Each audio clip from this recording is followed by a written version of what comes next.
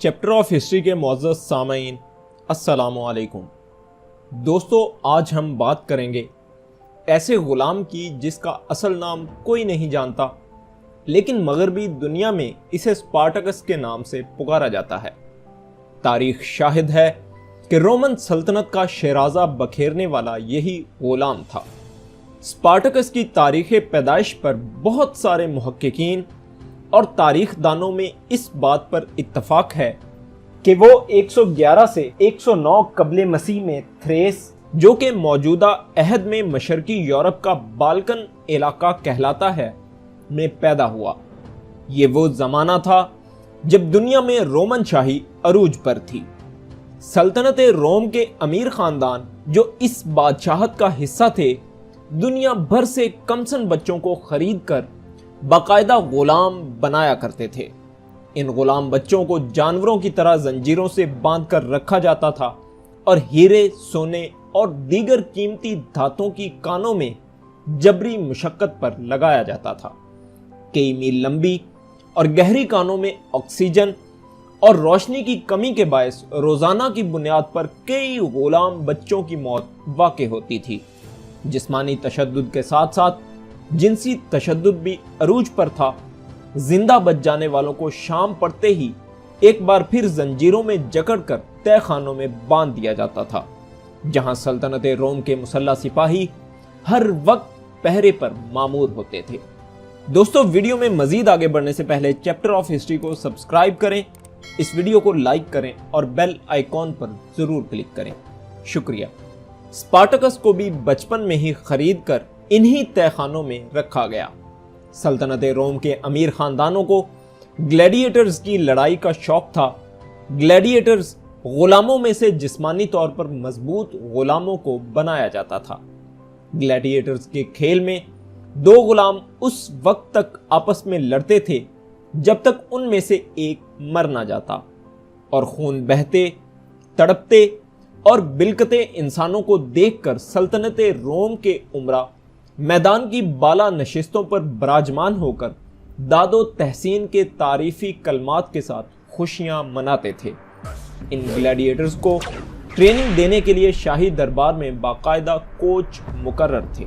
शाही खानदानों और उमरा के तबके के लिए ग्लैडिएटर्स की लड़ाई तफरी तबाह के सामा का बायस थी। स्पार्टकस को भी इब्तदाई जबरी मुशक्कत के बाद ग्लैडिएटर की ट्रेनिंग दी गई। अपने मजबूत आसाब और जिस्मानी साख्त की बदौलत स्पार्टकस कलील अरसे में सल्तनत रोम का हर दिल अजीज ग्लैडिएटर बन गया, जो अपने मद्दे मुकाबिल को बेदर्दी से मारने, उसकी चीखें निकालने और चंद मिनटों में उसे मौत के घाट उतारने में माहिर समझा जाने लगा। अपनी बहादुरी और जिस्मानी ताकत की बदौलत स्पार्टकस बाकी गुलामों के लिए बाइसे फख्र बनता गया।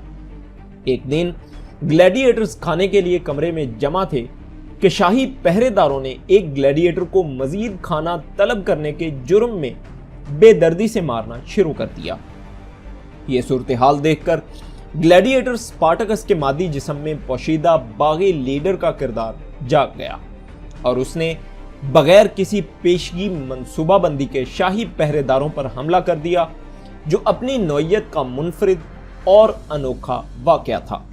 देखते ही देखते बाकी ग्लैडिएटर्स भी इस बाकायदा पहली लड़ाई में शामिल हो गए और शाही पहरादारों को भागने पर मजबूर कर दिया।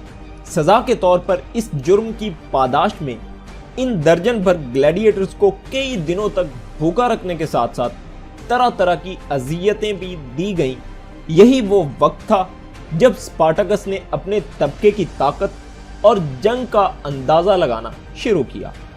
जब पहरेदार रात को इन्हें बांधकर चले जाते तो स्पार्टकस बाकी ग्लैडिएटर्स से कहता कि हमें अपनी ताकत का अंदाजा करना होगा। सिर्फ एक वक्त हमने मिलकर शाही पहरादारों पर हमला किया और उन्हें शिकस्त दे दी, वगरना हर रोज मैदान में हम आपस में लड़ते हैं उस वक्त तक जब दो में से एक मर ना जाए, और इस अमल से शाही तबका लुत्फ अंदोज होता है। अगर हम मिलकर अपनी ताकत को शाही तबके के खिलाफ इस्तेमाल करें तो हर रोज हम में से किसी एक को मरना नहीं पड़ेगा। स्पार्टकस की इन बातों को باقی گلیڈیٹرز غور سے سنتے اور دل ہی دل میں اسپارٹکس کے لیے عزت و احترام کا جذبہ پیدا ہوتا۔ ایک دن گلیڈیٹرز کے مقابلے میں اسپارٹکس اور اس کا بہترین دوست مد مقابل تھے۔ دونوں کے درمیان لڑائی دیر تک جاری رہی اور امرا اس سے بہت لطف اندوز ہوئے۔ ایک وقت دونوں نے ایک دوسرے کو زخمی کر کے زمین پر لٹا دیا۔ اب جس نے بھی تلوار کا پہلا وار کر کے دوسرے کی گردن اتارنی تھی وہی فاتح ٹھہرتا۔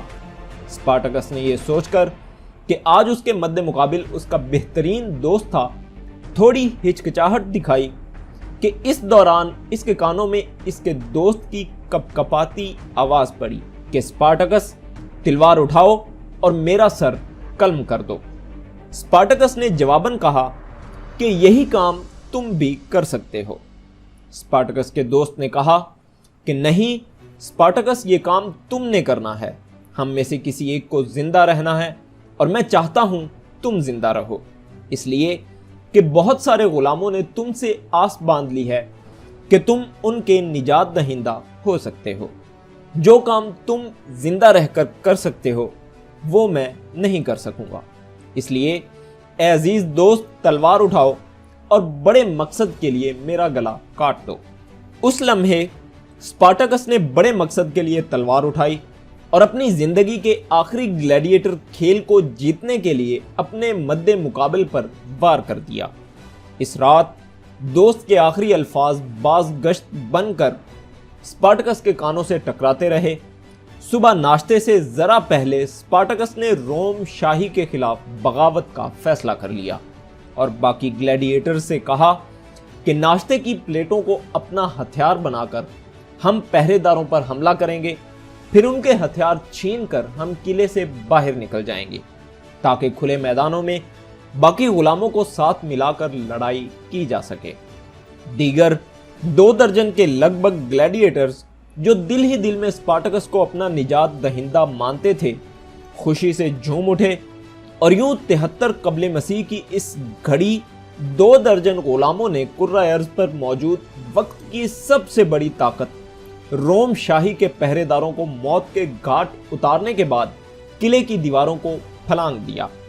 اسپارٹکس کی بہادری کے قصے قلعے کی دیواروں سے باہر باقی غلاموں تک پہلے ہی پہنچ چکے تھے، لہٰذا کھیتوں، کانوں اور دیگر مقامات پر جبری مشقت کرنے والے غلاموں نے جب اسپارٹکس اور اس کے ساتھیوں کو تلواریں لہراتے ہوئے قلعے سے باہر آتے ہوئے دیکھا تو وہ بھی ان کے ساتھ ہوتے گئے۔ سلطنت روم کی فوج کے ایک دستے نے اسپارٹکس اور اس کے دوستوں پر کھلے میدان میں حملہ کیا، لیکن اسپارٹکس نے کامیاب حکمت عملی سے انہیں شکست دے کر ان کے ہتھیار چھین لیے۔ یہ مارکا اپنی آنکھوں سے دیکھنے کے بعد جبری مشقت پر معمور غلاموں کی ہمت بندی اور اسپارٹکس جس راستے سے گزرتا غلاموں کے قافلے اس کے ساتھ شامل ہو جاتے۔ یوں سلطنت روم کے خلاف باقاعدہ مسلح مزاحمت شروع ہوئی جسے سروائل کی تیسری جنگ کہا جاتا ہے۔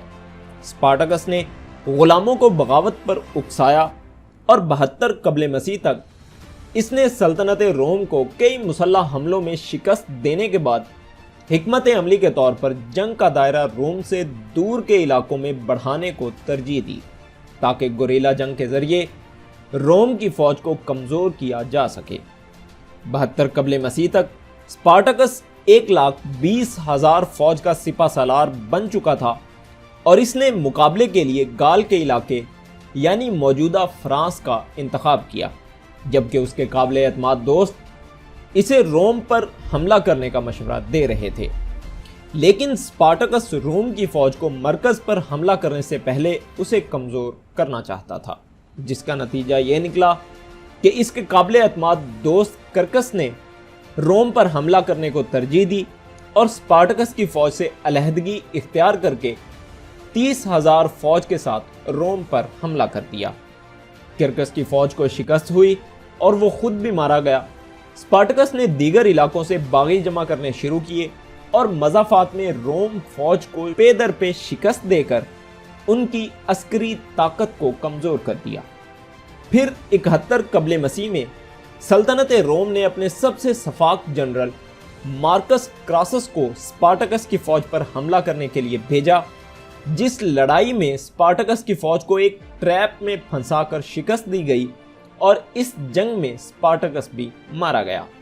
और यूं गुलामों की बाकायदा पहली और गैर मुनज़्ज़म बगावत नाकाम हो गई। स्पार्टकस की बागी फौज के तकरीबन 6000 फौजियों को सलीबों पर लटकाकर उनके जिस्मों में लोहे की कीलें गाड़ी गईं, ताकि उन्हें निशाने इबरत बनाकर बाकी गुलामों को सल्तनत रोम की ताकत और दबदबे का एहसास दिलाया जाए और स्पार्टकस के मानने वाले इस राह को तर्क कर दें। बहुत सारे मौर्रिखीन इस बात पर मुत्तफिक हैं कि सलीबों पर जब नाकाम बागियों के जिस्मों में लोहे की कीलें गाड़ी गईं, तो हर एक स्पार्टकस को पुकार रहा था कि स्पार्टकस, तुम किधर हो? हमें बताओ कि हम नाकाम क्यों हुए। स्पार्टकस की बगावत नाकाम हो गई, लेकिन इसने रोम सल्तनत को कमजोर कर दिया और साथ ही सदियों से जकड़े गुलामों को एक नई राह दिखाई कि मुनज़्ज़म होकर बादशाहत और हुक्मरान तबकात को शिकस्त दी जा सकती है। आज बजा तौर पर यह कहा जा सकता है कि स्पार्टकस पिसे हुए मजलूम तबकात की पहली मुसल्लह तबकाती बगावत का पयाम्बर था, जिसने इंसानों की खरीदो फरोख्त और उसके नतीजे में होने वाले जबर को तस्लीम करने से न सिर्फ इनकार किया था, बल्कि ताकतवर रोमन सल्तनत को हिलाकर रख दिया, जो ज्यादा देर अपना वजूद बरकरार ना रख सकी और तारीख के इंतकाम ने रोमन सल्तनत को माजी का किस्सा बना दिया।